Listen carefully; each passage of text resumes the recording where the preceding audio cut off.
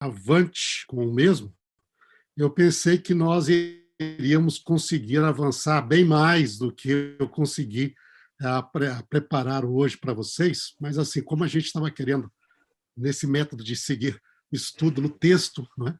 Isso está te mostrando assim que ele toma um pouquinho mais de tempo, mas eu acho que vai valer a pena aí. E vamos Ah, mas seguir. se precisar, a gente estica mais, professor. Não tem problema, não. Mas, O importante é ir tudo. O importante é ir tudo. sim, sim. Mas então vamos lá, ok? Então vamos à apresentação de hoje, então. Bom ver todos vocês aqui, nossos amigos aqui do Brasil, dos países aqui, nossos países irmãos vizinhos, do pessoal de fora aqui do Brasil, que Deus possa estar realmente com cada um de vocês, não é? E com seus familiares neste dia e a cada momento, né?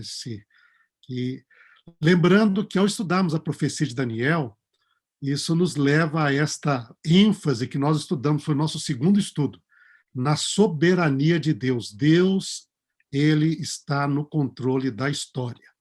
E uma das evidências disso é que ele descreve essa história para os seus profetas, não é? A fim de que nós possamos ter essa certeza e a se confiar neste Deus, em cujas mãos está a vida de cada ser humano. Lembra lá, Daniel falou isso para Nabucodonosor, falou isso para o Belsazar, a sua vida está nas mãos dele, meu amigo. Não é? É importante a gente reconhecer isso, e o estudo da história nos ajuda, da profecia, nos ajuda a reafirmar esta verdade bíblica da soberania de Deus e do seu interesse pelo cada ser humano e pelo seu povo, não é? Seu interesse por Israel, por todos aqueles que são parte, né, deste povo que crê e que conhece a palavra de Deus. Tá? Então vamos aí, vamos ao nosso estudo de hoje, continuação. Ok, estamos aí, creio que estão vendo aí, né, Roger? Já apareceu na tela. Ah, compartilhamento aí, só ampliei ele aí. Só Aí, ampliar. ótimo, ótimo. Então, aqui na nossa sequência de estudo Daniel, nós voltamos a Daniel 7, Visões de Feras e do Juízo, segunda parte. Pensei que essa ia ser a última parte, mas parece que vai ser a penúltima parte. Mas vamos lá, vamos seguindo então. Então, lembrando então essa visão de Daniel 7, Daniel, no seu sonho, viu o mar agitado, não é, pelos ventos dos céus, e deste mar agitado, em tormenta, surgem 4 animais ferozes, hein, que do grande mar. Não é? E aí vimos que o primeiro deles era como um leão, que tinha asas de águia, okay? E já estudamos sobre isso e vimos esta identificação deste animal. O segundo era como urso, né? Levantado sobre um dos lados, tendo 3 costelas na boca, e que foi dada a ordem de levantar e comer muita carne. Okay? O terceiro era semelhante a um leopardo, que tinha nas costas 4 asas de ave e 4 também cabeças. E o último era um animal terrível, espantoso, sobre modo forte, com grandes dentes de ferro, que devorava, despedaçava, pisava, tudo que ele, além de devorar, o que sobrava, ele pisava. Né? E era diferente dos animais que apareceram antes deles e tinha 10 chifres. Né? E depois diz que, quando ele olhava, nos meios dos 10 chifres dele surgiu um outro pequeno, e quando ele surgiu, 3 foram arrancados, e nesse chifre havia olhos e como os de homem, uma boca que falava com insolência. Né? E na sequência da visão, ele continuou olhando, e aí a visão saiu do mar destes animais, se voltou para o céu, onde ele viu um ancião de dias se assentando sobre o seu trono, que era de chamas de fogo, diante dele fluía um rio de fogo, e havia milhões e milhões de seres celestiais, que nós normalmente chamamos de anjos, né, seres celestiais, que estavam ao redor dele, e assentou-se o tribunal, e daí abriram-se os livros. Há uma visão do juízo celestial, e ele, então, esse juízo estava dirigido contra esse chifre, que falava insolências, e contra o quarto animal de forma especial. O seu corpo, então, foi desfeito, entregue para ser queimado, e os outros animais também foram julgados neste contexto. e quando ele olhava nesse contexto, viu um semelhante a um filho do homem que se dirigiu ao ancião de dias e dele recebeu o domínio, a glória, o reino, para reinar sobre todos os povos, e o seu reino seria sempre eterno. Não passaria, não seria jamais destruído. Nós, então, no nosso método de aqui, abordagem de estudo da Bíblia, estamos procurando interpretar esta visão à luz do texto bíblico e o que nós poderíamos encontrar aí de que o texto nos apontasse essa interpretação. Vimos, relembrando aqui, que existe um paralelismo entre Daniel 2 e Daniel 7, e esses paralelismos bíblicos, que estarão presentes também em Daniel 8 e nos demais capítulos de Daniel, nos ajudam a conhecer com mais detalhes a profecia. E vimos que eles têm conexões, o texto cria essas conexões, como nós vimos ali, por exemplo, o terceiro animal, a ênfase no domínio, ele recebe o domínio, não é? Aparece no capítulo 2, com respeito aos quadris ali, o vento e os quadris de bronze, foi-lhe dado domínio, o reino de bronze, terceiro reino, e quando aparece o leopardo de 4 cabeças e 4 asas, também diz que lhe foi dado domínio. Então você tem a repetição dessa mesma palavra, criando essa ligação intertextual, ou intratextual, né? Porque, na verdade, é dentro do próprio livro de Daniel, de um texto do 2 com um texto do 7. Aí depois, o quarto reino será forte como ferro, que tudo quebra e esmiuça, e o quarto reino, que é o animal terrível, será sobremodo forte, com grandes dentes de ferro, que quebra, devora, pisa, quebra e esmiuça tudo também. Você tem essa mesma imagem da força do ferro, quebrando e esmiuçando, tanto com o quarto reino de pernas de ferro, como também com o quarto animal na visão. E depois temos aí o paralelo ali de um reino dividido com os pés de ferro e barro, e nós vemos ali que os chifres diz que será uma divisão deste reino e o chifre pequeno também. Então nós tínhamos isso daí, e com as informações que nós conseguimos em Daniel 2, 7 e 8, nós conseguimos identificar os 3 primeiros reinos. O primeiro sendo Babilônia, a cabeça de ouro e o leão com asas de águia. Depois, o segundo reino, que é o peito de braço, os peitos e os braços de prata, então, que era o urso, e depois no capítulo 8 é apresentado como um carneiro, que tem um chifre maior do que o outro. Isso aí seria interpretado, indicado ali no capítulo 8 como sendo a Medopérsia.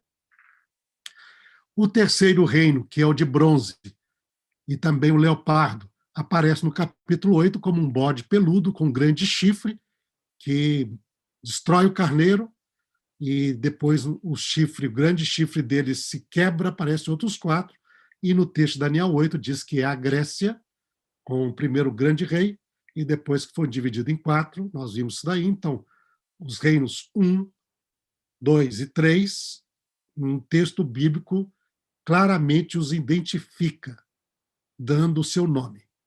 No entanto, vimos que ele não identifica o quarto reino e nem a divisão que viria depois dele e que pertenceria a este quarto reino, representado aí pelos pés de barro e ferro, representado no quarto animal pelos 10 chifres e o 11º chifre, o chifre pequeno.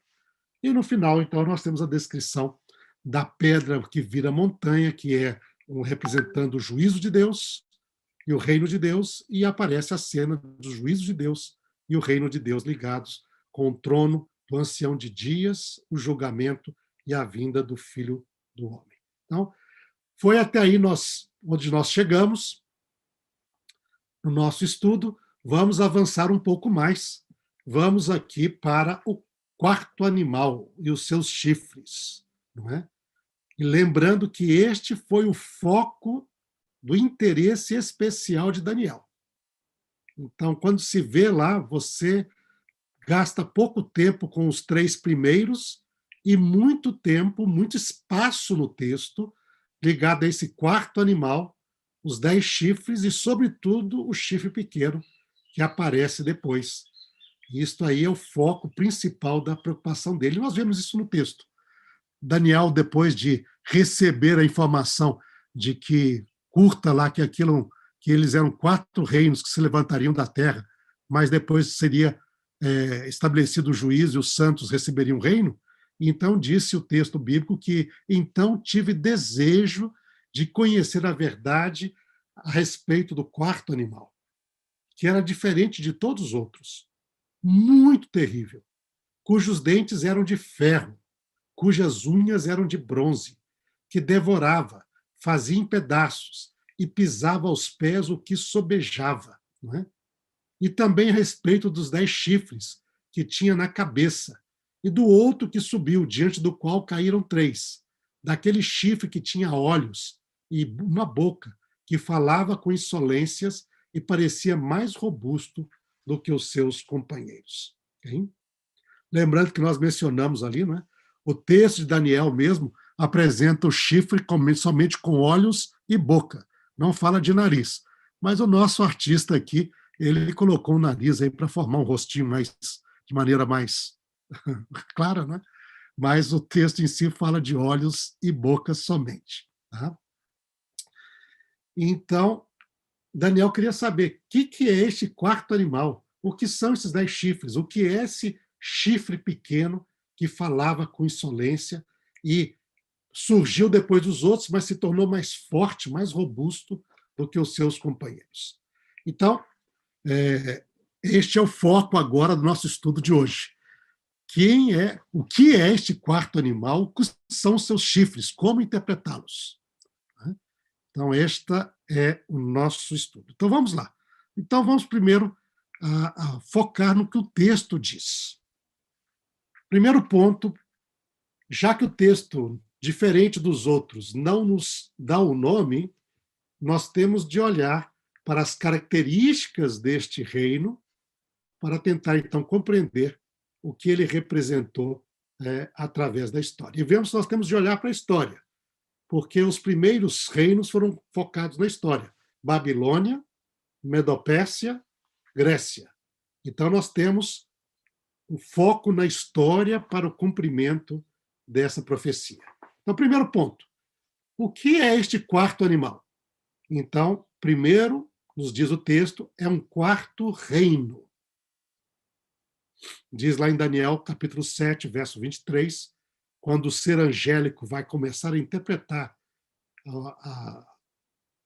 dar a interpretação, continua a dar a interpretação para Daniel, ele disse, em resposta à pergunta de Daniel, o 4º animal será um 4º reino, Malhu, na terra. Então, primeiro nós temos de focar aqui, o texto diz que será um reino. Lembra que reis e reinos são sinônimos no texto de Daniel.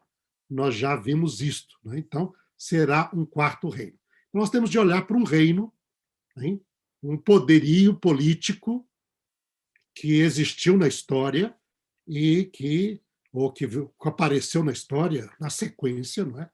Que seria isto. Seria um reino muito poderoso, extremamente destruidor. Veja que o texto bíblico dá uma ênfase no poder, na força deste reino. Lá no capítulo 2, quando fala das pernas de ferro, diz que o 4º reino será forte. Hein? Como Malhu é feminino em aramaico, então Taquifá. Taquif, hein? Taquifá, será forte. Hein? Como ferro. Então, será muito forte. Forte como ferro. Pois o ferro a tudo quebra e esmiuça. Como o ferro quebra todas as coisas, assim ele fará em pedaços e esmiuçará. Então, ele é um reino muito forte. A mesma ideia aparece nos demais textos quando falam deste 4º reino. No capítulo 7, ao descrever o animal, no verso 7, Daniel escreve assim: o 4º animal é terrível, espantoso e sobremodo forte, Taquifá e Atirá. Então, muito forte, Atir, hein? Muito forte, hein? Taquifá e Atirá. Hein? Então, você tem um animal que é extremamente forte, poderoso, o qual tinha grandes dentes de ferro. Ele devorava, fazia em pedaços e pisava o que subejava. Hein?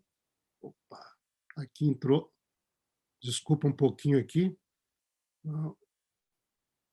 Apareceu uma coisa que não deveria ter aparecido aqui. Só um momento. Tinha tirado isso daqui do negócio.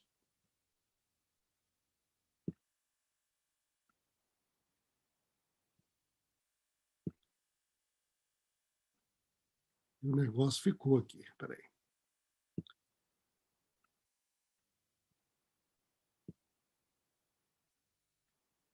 O pior é que ele apareceu várias vezes. Então, não são, já são... Pronto. Ai, ai. Imagina ali. Eu tive de tirar 5 vezes essa imagem. Hein? Você foi para tirar um pedacinho das pernas lá e o negócio ficou atrás ali, a imagem. Então, vamos voltar aqui. Então, voltando ao à nossa apresentação. Então, Ele não compartilhou a tela aqui, professor. sim, só vou compartilhar aqui. Obrigado aqui, Roger. Eu tirei para poder fazer o meu editing aqui. Foi. Só acho que ampliar ela. Aí. Pronto. Então, Aí. paramos aqui. É usado para ele. Então, nós temos, é um reino muito poderoso, extremamente forte, com seu poder de destruição.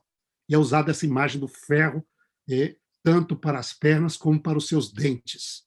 E o seu poder de destruir, quebrar, despedaçar, pisar o que sobrava. Não é?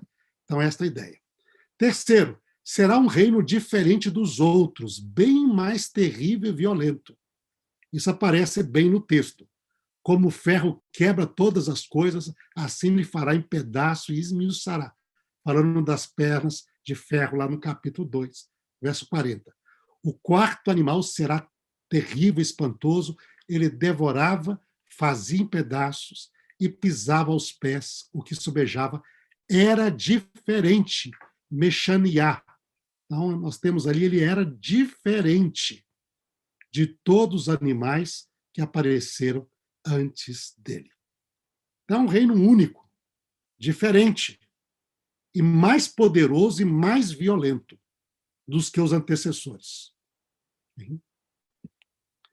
Então, continua o texto lá no verso 19, diz, quando ele pergunta, né? Então tive o desejo de conhecer a verdade do quarto animal, que era diferente, Shaneiá. Né? Então, ele era diferente de todos os outros, muito terrível. Ele devorava, então era extremamente violento. Verso 19. Na explicação angélica, ou celestial ali, o ser celestial, ele diz, o quarto reino animal será um quarto reino na terra, o qual será diferente. E aí você bota na forma do incompleto aqui, né? Tishne. Ele será diferente de todos os reinos e devorará toda a terra e a pisará aos pés e a fará em pedaços. Então, ele é altamente destruidor, este animal, bem mais violento e terrível que qualquer outro reino anterior a ele. Hein? Então, que reino é esse? Esse quarto animal. Que reino é este? Então, quando nós olhamos aqui, nós vemos alguns aspectos que nós temos de considerar, tomar em consideração. Primeiro, ele surge depois do terceiro reino, que nós já estudamos, era a Grécia, segundo o paralelismo dos capítulos 2, 7 e 8. Então, ele surge depois da Grécia, ele é mais forte e terrível dos que os reinos que o precederam, e os reinos que o precederam no paralelismo que nós estudamos era a Babilônia, Medopérsia e Grécia. Então, ele era mais forte e terrível que estes outros. Ele era diferente, muito mais violento. Ele devora toda a terra e despedaça tudo o que encontra pela frente. Então, aí está esta realidade deste reino, são aspectos fundamentais para a sua identificação. Quando nós olhamos a tentativa de como o texto bíblico não dá o nome deste reino, então existem propostas de interpretação. E nós temos diferentes propostas que sempre ocorrem entre aqueles que interpretam ou trabalham neste texto. Quando nós olhamos, por exemplo, na proposta muito comum no meio acadêmico, entre vários intérpretes bíblicos, né?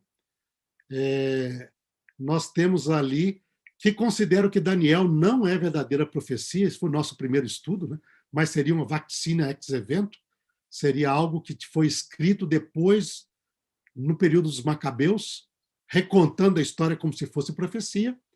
Estes autores, eu tenho aqui, então, 3 autores aqui como representantes. O Golding Gay, que escreveu o comentário de Daniel para uma famosa série bíblica, que é o World Biblical Commentary, né? Então, nessas páginas ele trabalha sobre isso, dedica aí 20 páginas para estudar sobre o tema de Daniel 7, o quarto reino. Okay? Hartman e de Lela, esses autores, agora estou referindo-se aqui ao comentário deles também numa outra importante série, comentário bíblico, que é a série do Anchor Bible, e agora, nessa data, 2005, é a Anchor Yale Bible, numa reedição desta obra pela Universidade de Yale, e aí dedica ali 4 páginas a isto. Okay? E o Nilsson, que é um comentário mais recente, 2014, na série Old Testament Library, sobre o livro de Daniel. Todos estão aqui bem referendados no final deste estudo, na bibliografia, páginas 224. Ele sugere que o quarto reino é o Império Grego. Os 10 chifres são reis Seleucidas que precederam Antíoco IV Epifânio, aquele rei Seleucida, rei grego, que, no período dos Macabeus, quer extinguir o judaísmo, vai contaminar o templo, proibir o judaísmo, executar aqueles que queriam ser fiéis à fé de Israel, não é? E contra quem se levanta, então, a revolta dos Macabeus. Hein? O chifre pequeno, que vai surgir depois, o 11º, que tem bocas e olhos como o homem, é o próprio Antíoco IV Epifânio, que se levanta contra Deus, não é? E os 4 animais para estes autores são... Opa! Então, os 4 animais são Babilônia, para eles, Média, Pérsia e Grécia, seria o 4º. Esta é a proposta que eles fazem, uma proposta muito comum no meio acadêmico. Tá? Roger, tudo bem aí? Eu vi que parou um pouco o registro aqui. Estão seguindo bem? Não, está seguindo bem aqui, está indo, está indo. Ok, tá bom. Daí, bom, vamos lá. Vamos fazer uma avaliação dessas propostas. Quando nós olhamos essas propostas, como considerá-las? Tá? Primeira coisa, então. Pelo paralelismo entre Daniel 2, 7 e 8, o terceiro reino, ventre de prata, leopardo de 4 cabeças e 4 asas, bode peludo, com um grande chifre que se quebra e surge os 4 chifres do seu lugar, é a Grécia, não a Pérsia. Isso aparece lá, bem claro, em Daniel 8, versos 21 a 22, que diz: mas o bode peludo é o rei da Grécia, o chifre grande entre os olhos é o primeiro rei, o tecido quebrado, levantando-se 4 no lugar dele, significa que 4 reinos se levantarão deste povo, mas não com força igual a que ele tinha. Hein? Então, o texto bíblico em si, no seu paralelismo, identifica o terceiro reino com a Grécia, não o 4º. Hein? Isso é extremamente importante quando nós olhamos aqui o texto a partir dos dados que ele nos dá. Né? No livro de Daniel, segundo ponto, os medo-persas representam um só reino e não 2. Para chegar na Grécia como 4º reino, você tem de dividir a Média como um reino à parte e os persas. E, no entanto, no livro de Daniel, não, os 2 estão unidos. Capítulo 5, verso 28, quando Daniel decifra a escrita lá na parede diante do rei Belsazar, e ele vai dizer lá sobre a palavra, a última palavra lá, Bene, Mene, Tekel, Ufarsim. Ele diz, esse Ufarsim, que está no plural, é a palavra Pérez, que quer dizer foi dividido o teu reino e dado aos medos e aos persas. E aí coloca os dois juntos. Depois, no capítulo 8, verso 20, diz, aquele carneiro com 2 chifres que viste são os reis da Média e da Pérsia. É um reino só, representado pelo animal, o carneiro. Hein? E é interessante esse dado em Daniel, porque ele corresponde bem à história. Pois na época que Babilônia caiu nas mãos de Ciro, Ciro já tinha unido os 2 reinos da Média e da Pérsia sob seu poder, antes de conquistar a Babilônia. Então, quando você tem esse dado no livro de Daniel, é bem interessante, porque a Média era um reino mais poderoso do que a Pérsia. E o rei dele, chamado Astiages, era avô de Ciro. Mas Ciro se rebelou contra o seu avô, que era o pai da sua mãe, era um avô materno, e ele vai dominar e tomar o poderio da Média, mas ele vai unir os 2 reinos, como sendo o reino da Média e da Pérsia, e esta situação histórica aparece no livro de Daniel. Então, não há como nós aqui dividirmos, porque quem controla e conquista a Babilônia é Ciro. Então, o reino já é o reino unido, não o reino dividido. Portanto, esse dado bíblico novamente mostra aí a precisão dos detalhes históricos com que a profecia de Daniel trabalha. E aí, eu coloquei aqui uma referência no material, vocês podem acessar aí online, não é? Gratuito, este artigo da Enciclopédia Britânica sobre Ciro o Grande. E aí vem bastante detalhes sobre a vida de Ciro. Tá? E mostra esta realidade histórica que corresponde ao dado do textual bíblico da unidade destes 2 reinos. Hein? Terceiro ponto aqui, com respeito à proposta de quarto animal, seria a Grécia. Olha, parece difícil porque na descrição do quarto animal como terrível, violento, consumindo e despedaçando tudo, não corresponde à Grécia nem ao reino Seleucida em si, e mesmo do antigo quarto Epifânio. Por quê? Porque primeiro Alexandre, o Grande, foi um grande conquistador, mas ele não foi, em nenhum momento da história ali, demonstrou que ele foi um violento destruidor dos judeus e também não destruiu muitos dos povos com que ele conquistou. Muitos povos se entregaram a ele abertamente e ele nunca os destruiu. Outros que se opuseram, ele lutou, teve guerra, mas ele não teve essa atitude de destruição violenta dos povos. Antes, preferia, se possível, tratar isso de maneira mais pacífica, e que foi o que aconteceu na história ligado aos judeus. E vocês podem ver aí 2 artigos que também estão ali, um da própria britânica, que é este Walbank, Alexander the Great, e o outro é da Enciclopédia Judaica, com Shalit, tratando também de Alexandre o Grande, ali nas páginas 625, 626, onde ele traz ali detalhes sobre esse relacionamento segundo a tradição judaica, né, de Alexandre o Grande e os judeus. Seja isso em Joséfos ou em outras fontes históricas que relatam a visão de Alexandre não é do animal terrível, violento, destruidor, mas, aliás, é bem empática e bem simpática ao grande Alexandre. Hein? Quarto, desculpa, na sequência, o próprio antigo quarto Epifânio foi um terrível governante, o pior dos helênicos com respeito aos judeus.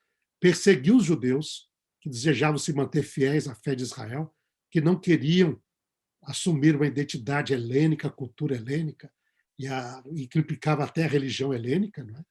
Mas, no final, apesar de contaminar o templo, apesar de perseguir pessoas e mandar executar, ele foi derrotado pelos macabeus e pelo exército judeu. No final, ele não consegue destruir e devorar a terra, como diz o texto de Daniel. Ele, na verdade, foi derrotado, ele foi banido, ele se tornou um rei fraco no final, porque a pequena província da Judéia, tão impotente diante do grande império helênico, acabou vencendo esse império helênico e derrotando esse império helênico.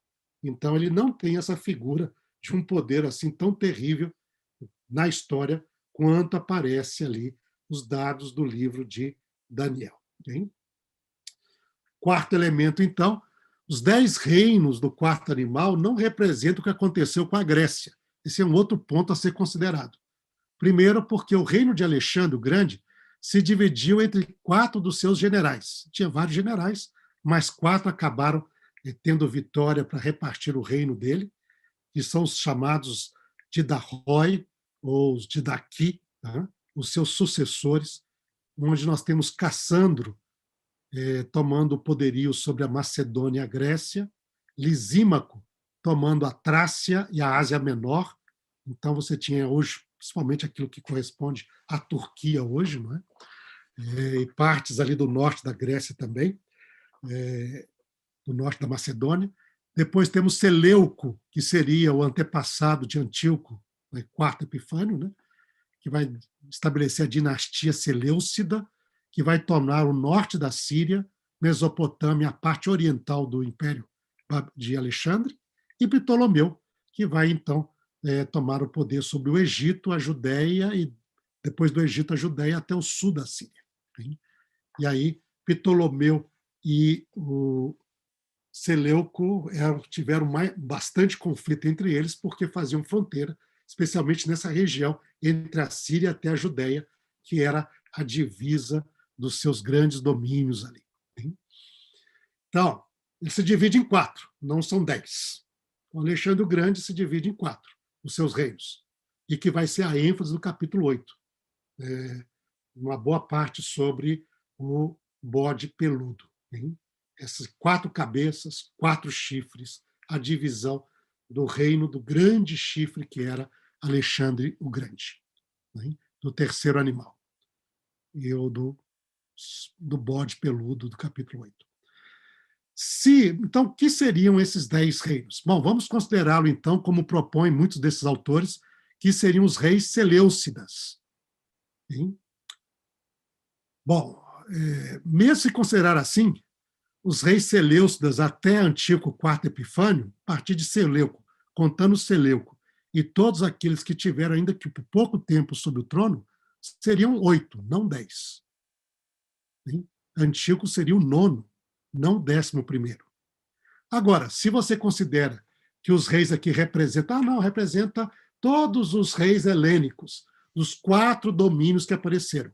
Então, os reis helênicos até Antíoco Epifânio foram muito mais do que os 10, porque tinha reis lá na região da Macedônia, da Grécia, reis, não é? E depois na região do Egito, os Ptolomeus, da linhagem dos Ptolomeus, eram muito mais do que 10. Então, de um lado e do outro, quando você olha a descrição ligada aos 10 reinos que surgem do quarto animal, não consegue se enquadrar no contexto da Grécia. A resposta que nós encontramos em muitos desses autores é que esse número é simbólico, ele não é preciso, apesar dos 3 que foram arrancados serem precisos. Mas nós vimos aqui, nesta profecia de Daniel, que Daniel, na verdade, é bem detalhista. Ele não é um negócio assim, em geral. Não, ele é bem detalhista. Quando se coloca lá, eles dividem a Média e a Pérsia para poder fazer 4 reinos. Daniel diz, não, é um reino só. E na história você vai olhar, sobre Ciro, era um reino só. Não era 2 reinos. Então, Daniel é bem detalhista. E este é dentro dessa perspectiva que nós estamos trabalhando. Nós vimos que ele é detalhista. Ele fala qualquer coisa contra o Belsazar. Não, ele é bem detalhista. Okay? E depois a história vai mostrar que, em verdade, ele é detalhista. Então, Daniel, essa parte, como Daniel, a visão de Daniel, ela não é assim. Né? Ela é muito fiel aos detalhes. Então, em vista disto, realmente esta proposta não parece corresponder aos dados que o texto de Daniel nos dão acerca do quarto reino. Então, se não é a Grécia, que reino é esse? Então, lembra, ele tem de preencher aquelas características. Tem de vir depois do terceiro reino da Grécia. Tem de ser diferente, mas extremamente poderoso e violento. E ser dividido em 10 e depois aparecer um 11º. Que reino é este? E aí, quando nós vamos para dentro da própria tradição judaica, nós temos uma proposta de interpretação que é muito interessante, porque ela parece corresponder melhor à realidade histórica. Quando vamos a Flávio Joséfos, no seu livro Antiguidades Judaicas, aí você vai ter o livro 10, capítulo 10, verso 4, não é? Ele vai identificar o quarto reino das visões de Daniel como sendo Roma. A mesma coisa aparece, e aí vocês têm aí um link para este livro do Joséfos online, e vocês podem ali acessá-lo, não é? E ler essa sessão. Aqui está exatamente caindo no livro 10, capítulo 10, verso 4. Tá? Nós temos também a literatura apocalíptica judaica, antes da Era Comum ou logo depois da Era Comum, como representado ali pelo quarto livro de Esdras e também o segundo livro de Baruque, na sua versão siríaca. Não é? E nestas duas obras, 4 Esdras, 11, 39 a 46, e depois 12, 10 a 14, e no segundo livro de Baruque, que é uma literatura apocalíptica judaica, não é? Capítulo 39, versos 5 a 7, também o quarto reino das visões de Daniel é identificado como sendo Roma. Hein? E vocês podem verificar isto nesta edição de Charles Worth sobre a literatura apocalíptica judaica, publicado ali, né, pela Doubleday, 1983. Isso é um clássico, nas páginas aí 549, 550, sobre o quarto livro de Esdras, e 633 para o segundo livro de Baruque. A tradução está em inglês do texto destes apocalipses. E temos também o Talmud, dentro da tradição, o Talmud de Babilônia, no tratado, então, Avodá Zará, na página 2b, não é? A primeira seção, página 2b, você tem também claramente identificado ali que este seria Roma. Hein? Vamos aqui, vamos fazer uma pequena pausa aqui. Vocês vamos lá a este tratado, para vocês terem uma ideia aqui, como que a tradição judaica trabalhou este tema, okay? Representado aqui pelo Talmud. Okay? Então, aqui. Só um momento. Então, você tem aí o tratado Avodá Zará, eu cliquei só naquele link lá, né, nesta disponível na Cefária, hein? Vocês têm ali. Então, é o segundo B, então nós temos aqui a página 2A, né? Se coloca sempre como página de um lado do outro, então vamos para a página 2B. Okay? Isso aqui é a primeira página, que é a página 2, na frente. Agora nós vamos para o verso dela. É o segundo fólio, né? 2B. E aí você tem aí trabalhando sobre isto. Então diz, os seus especialistas, os seus scholars ali, os seus acadêmicos declararam, deixa os povos Leumim ser reunidos. Isaías 43, 9. O termo Leon significa nada mais do que um reino. E ao ser declarado, e o reino, né, e que um reino, o Leom, será mais forte do que outro reino, Mileom, Gênesis 25, 23. A Guemará pergunta, como é, mas é possível do que possa eles terem relação se relacionar diante do santo, bendito seja ele, né? E ele vai dizer aqui, o que quer dizer estas coisas? Aí continua essa interpretação, e diz ali, o que quer dizer quando eles falam sobre isto, dessas nações? E aí a seção seguinte diz, não é, que imediatamente o Império Romano entra primeiro diante dele. E Agabará pergunta, por que razão o Império Romano entra primeiro diante de Deus? É porque o Império Romano é o mais importante de todas as nações. E é dele que nós derivamos. E como nós podemos saber que ele é o mais importante? Porque está escrito no livro de Daniel a respeito do quarto império que irá dominar sobre o mundo. Né? E ele irá devorar toda a terra e ele irá pisá-la e quebrá-la e despedaçá-la. Daniel 7, 23. Okay? E o Rabino Yohanan sei, este império que devorará a terra é o império ímpio do Império Romano, cujo nome se espalhou por todo o mundo. Então, vemos aqui bem forte na tradição judaica esta identificação de que o quarto reino é o Império Romano. Então, vemos isso aí, com esse material, vocês podem depois revisar com estes links que nós aí colocamos aqui. Tudo bem? Bom, avançando então no nosso estudo. Quarto animal, Roma. Corresponde, então, o quarto animal, os dados ligados a Roma, okay? Ao quarto animal, Roma corresponde aos dados ali. Ela surge depois do terceiro reino da Grécia. E isso é verdade. Roma é o próximo império que vai dominar a região que está ligada à história do povo de Israel, não é? É o quarto império que vai dominar ali depois de Babilônia. Então, nós temos Babilônia, Medo-Pérsia, e depois vira somente Pérsia, não é? Ficou chamado porque os medos desaparecem no controle do poder, mas é um reino só. Depois Grécia, e aí aparece Roma. Okay? Ele é mais forte e terrível do que os reinos que o precederam. E é verdade, ele é. Nenhum reino anterior teve o poderio militar que teve Roma. Okay? Mesmo Alexandre o Grande, o reino dele poderoso só dominou uma década, okay?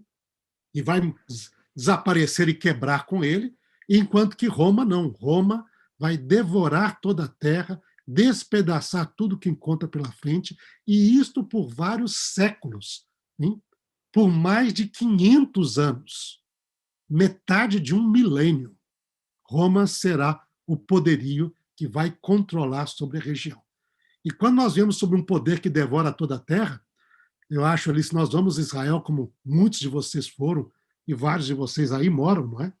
Vocês veem o registro desse poderio de Roma tão presente em Israel e até de todo o Mediterrâneo, né?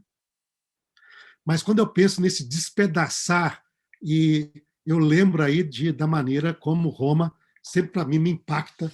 Uma das coisas que mais me impacta, assim, quando penso nisso, eu lembro lá de Massada, não é?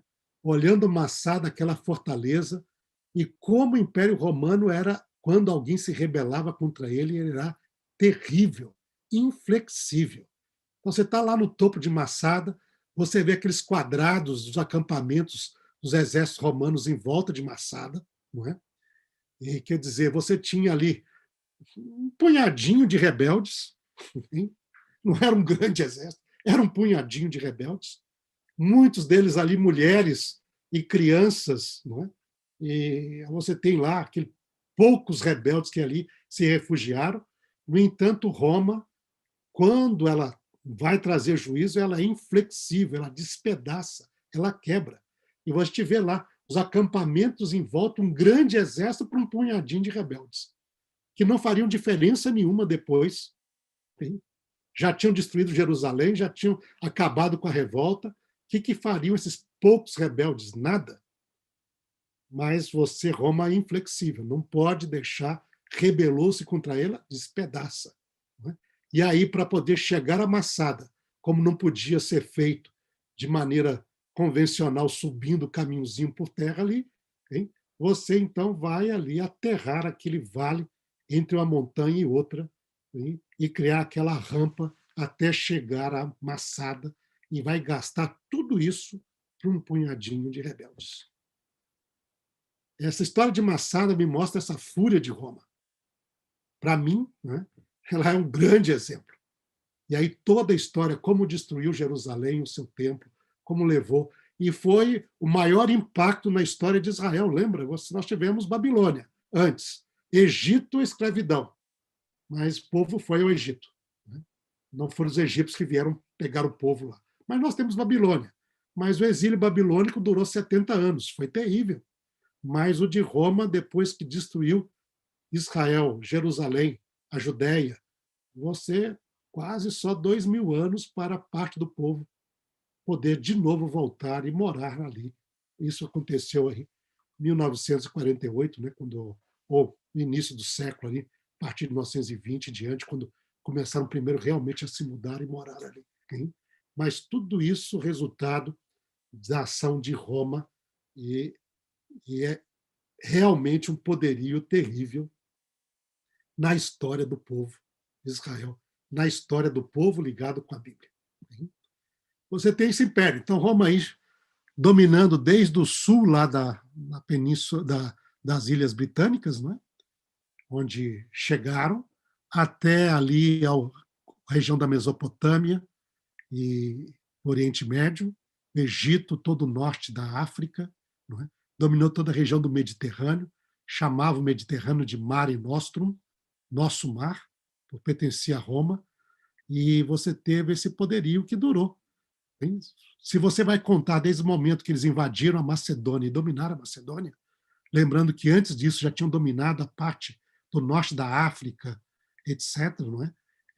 Com Cartago, a guerra contra o Cartago, que era o poderoso império da região, mas contando desde o momento que dominou a Macedônia e a Grécia. Então foi o ano 168 antes da Era Comum. Até o momento que vai terminar o poderio do Império Romano Ocidental, em 476, nós temos aí mais de 600 anos. Mais de 600 anos de poderio sobre esta região ligada ao Mediterrâneo, aos arredores do Mediterrâneo. Okay? E, evidentemente, o Império Romano Oriental vai durar até 1400, né? Então, vai durar ainda mais outros 1000 anos, hein? Até que os turco-otomanos ali vão tomar a cidade ali de Constantinopla, não é? E, por fim, ao Império Bizantino. Quarto animal, corresponde aos dados do texto? Veja que o Império Romano Ocidental, a parte clássica do Império, com a cidade capital Roma, chega a seu fim em 476, tendo sido invadido e dominado por tribos bárbaras germânicas. E o resultado dessa invasão foi a divisão deste império entre 10 reinos bárbaros. 10 reinos. A lista, uma lista bem representativa, nós vemos aí, seria a seguinte: os ostrogodos dominando o norte da Itália, os visigodos a Espanha, o sudoeste da França, os francos, o norte da França, os vândalos, Espanha e norte da África, parte da Espanha, norte da África, okay? Suevos, Portugal, alamanos, Áustria e o sul da Alemanha, saxões, norte da Alemanha e depois da Inglaterra, érolos se estabeleceram em Roma e boa parte da Península Itálica, os lombardos, o norte da Itália, a parte da Áustria e o leste europeu, e os burgúndios, a Suíça e o sudeste da França. Os que estão aí em asterisco, ostrogodos, vândalos e érolos, eles vão ser destruídos como poderio nos 60 anos seguintes, depois de 476. E isto é um dado importante, porque vai ser dentro de disputa política muito ligada àquilo que seria o chifre pequeno que surge neste momento também, hein? Ou logo depois deste momento. Nós vamos aí abordar isso também. E realmente, 3 desses poderios, 3 destes reinos, tiveram de ser destruídos para o estabelecimento do 11º, que aparece. Okay? Aí tem um pequeno mapa, tá, um pouquinho, assim, só para ilustrar de maneira bem essa divisão no ano 476. Evidentemente, aqui nesse mapa, vocês vão ver outros nomes, como os suedos, os turíngios, não é? Rugianos e outros mais ali. Por quê? Porque já haviam os bretões na Inglaterra, né? Já haviam outros povos que faziam parte do Império Romano. Os visigodos, ou os ostrogodos, ou o pessoal, todo mundo que chega ali, essas 10 tribos germânicas, elas não chegam no lugar vazio. Era o Império Romano, mas elas têm de ir se adaptando e tomando poderio nessa região. E aí tem um pequeno mapa que corresponde à divisão do Império Romano entre os principais reinos bárbaros no ano 476. Estes reinos vão dar origem à atual Europa, né? Aí você vai ter aí França ligado com os francos, né? A Suíça, Itália, Alemanha, né? Com nomes alemãos ali, né? A Bélgica, a Holanda, a Espanha, Portugal e os demais, Inglaterra e o Reino Unido, são reinos que vão depois, através da história e muita mudança de fronteira, etc., chegar até hoje, como nós os conhecemos na atualidade. Então, isto seriam, então, os 10 chifres de Roma. E é interessante que corresponde exatamente ali a isto. E a ponta pequena?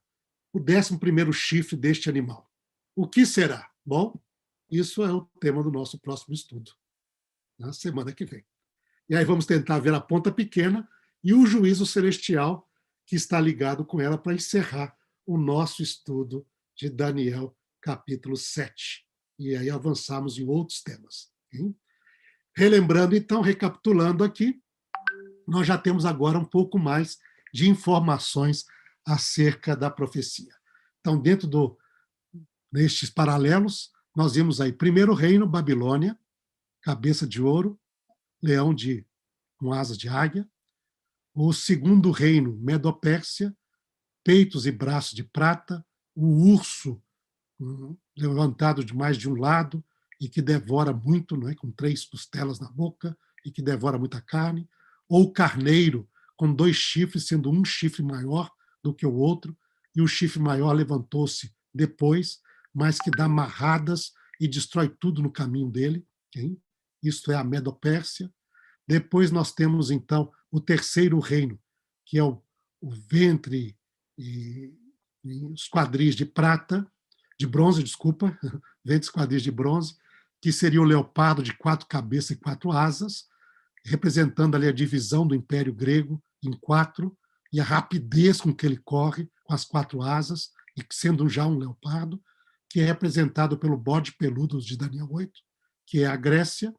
E o quarto reino, então, pernas de ferro, corresponde ao animal com dentes de ferro e unhas de bronze, com 10 chifres, e que despedaça e destrói tudo, Roma, e a sua divisão. Hein?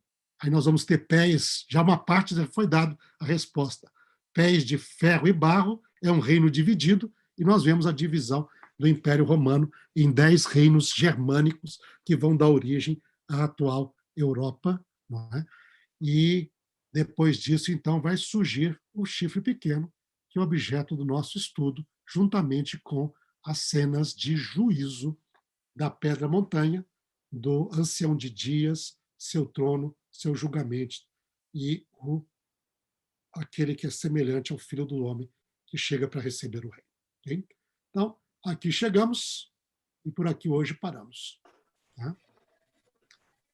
Mauro, você tem pergunta aí? Para perguntas, se tem perguntas. Eu te mandei 2 no WhatsApp aí, professor, que mandaram aqui. Eu mandei para o senhor aí no WhatsApp. Só pode fazer daí. Peraí, eu tenho de ver meu WhatsApp aqui. Deixa eu lembrar aqui. Então, aqui. Ok. Deixa eu acessar.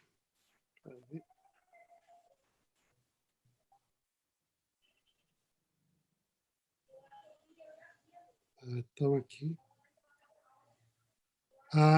Aqui, assim, sobre a raiz Xaná, hein? Com respeito aqui, em que se ele pode ser odiado. É uma boa pergunta, professora, hein, que fez aqui, a pessoa que fez, a professora Selma.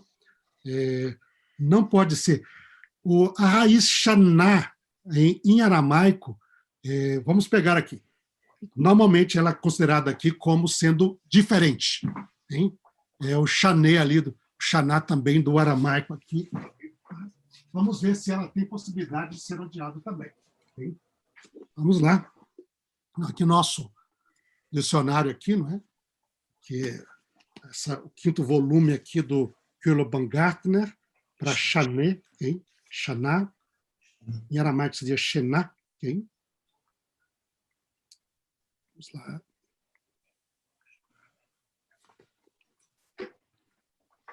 E nós temos tanta diferença ali com o Re no final, como também o Aleph. Tá? Eu acho que de odiado é Shnu, não é? Tá? Então, aqui. Vamos colocar aqui. Verbo shená, no aramaico, ou shaná, né? Você, então, teria aqui as raízes dele. Então, no peal, seria aqui a forma shaná, é ser diferente, mudar. Okay? No pael, aqui é outra forma, que seria o correspondente ao piel do hebraico, é mudar coração ou violar uma ordem. Okay? Mudar uma ordem. E depois nós temos aqui, foi mudado, alterado no Rafael, que seria o refil. Daí nós temos aqui também outras possibilidades, vamos ver, aqui já não é o substantivo, e também, como verbo, nós temos shená 2, que seria também um substantivo, só como verbo realmente no aramaico bíblico aparece só aí no caso o verbo como mudar, professora. Okay? Então, seria como um homônimo homógrafo do hebraico, mas que nem o português e espanhol, né? Tem a mesma forma ali, mas o sentido ali não corresponde ao mesmo chané, chanak que nós teríamos de odiar. Aqui seria realmente o verbo mudança, diferente, ser diferente. Tá? Então, aqui seria esta a primeira resposta. Espero que ficou claro a parte, professora? Ok? Tá? Ok. Vamos, próxima pergunta. A outra, professor, ela foi feita duas vezes aqui. Na verdade, é o seguinte, por que ele usa esses símbolos, como o da estátua e mais dos animais, e por que ele não foi direto falando dos reinos? Por que ele usa isso? Será que isso não confundiria? Uma coisa assim. Sim. Uma característica importante, aí nós entramos na característica da profecia, no tipo aqui, profecia chamada apocalíptica. Né? A profecia apocalíptica, ela ocorre no momento em que o povo de Deus, Israel, estava no exílio. E a mesma coisa vai aparecer através de toda a literatura apocalíptica, né? Bíblica e não bíblica. Uma das maneiras ali, você vai falar do seu opressor. Lembra aí que você está no opressor. Babilônia é o opressor, Medopérsia é o opressor também. Mas se você fala de maneira direta, você está debaixo do poderio desses poderes. Mesma coisa acontece lá. Então você usa uma simbologia muito grande para que quem entenda, quem lê o texto, estuda, entende. Mas para fora, o pessoal de fora, quando lê, fica aqui, que é isso aqui, não entende nada. Tá? Então, essa é uma maneira de proteção também. O simbolismo apocalíptico, em vez de falar, quando você chega na profecia clássica, quando você está em Israel, Isaías vai falar, Jeremias vai falar sobre eu usar uma metáfora às vezes, que nem a águia, que nem o leão, mas eles vão falar, Babilônia vai vir, o rei de Babilônia. Por quê? Porque estão pregando para o próprio povo. Não estão escrevendo no contexto de opressão do inimigo. Ainda estão por vir. Né?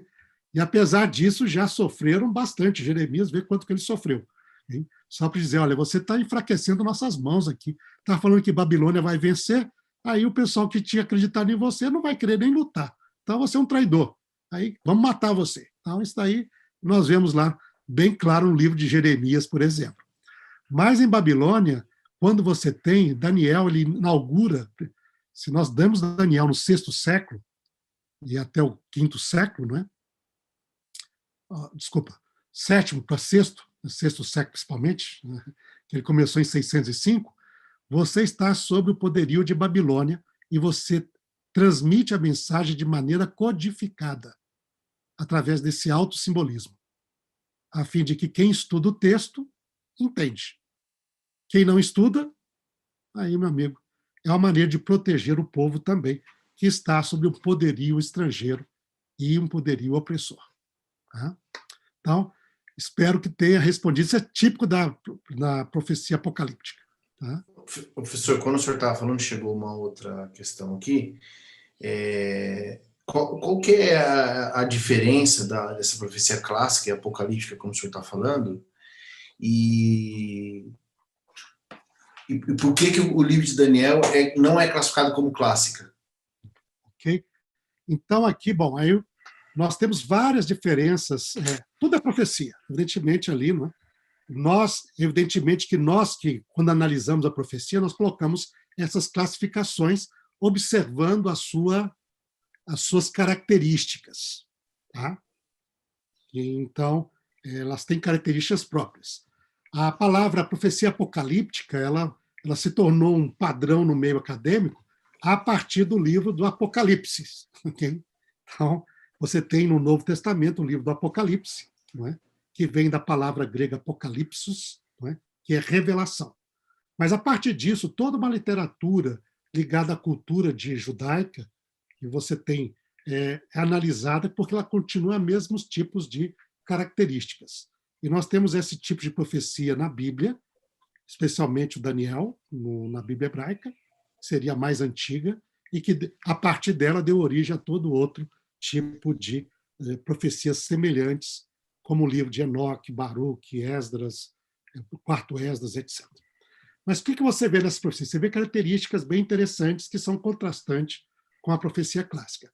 Na profecia clássica, geralmente a revelação divina vem diretamente ao profeta Adonai, o Hashem, que fala.